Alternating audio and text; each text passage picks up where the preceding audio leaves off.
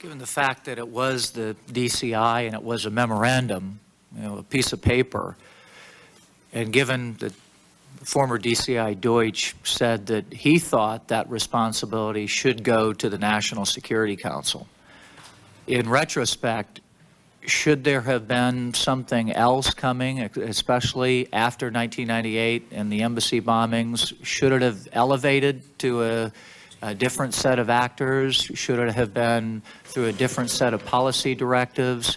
What might have changed this from, as you stated, an evolutionary status to a war footing? Well, I think if you look at the activities of the NSC principals in the post-August 1998 period, you would see something that looked pretty much like a war footing.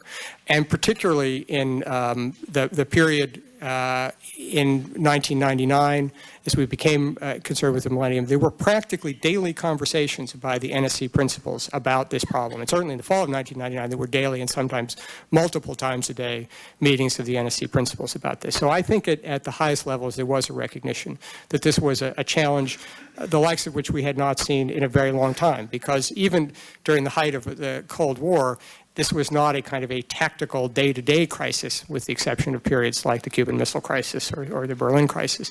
So people understood that. I think that the problems were with changing the way the system as a whole worked, as opposed to what individual cabinet members and sort of principal deputies were doing, was that we hadn't thoroughly, taken apart the system. What we did was to create a focus at the NSC, both through the National Security Advisor and through the Director of Counterterrorism, who I think did an extraordinary job. And I think, as many of you know, I think Dick Clark was an enormous civil servant who provided a considerable amount of energy and drive and direction to that.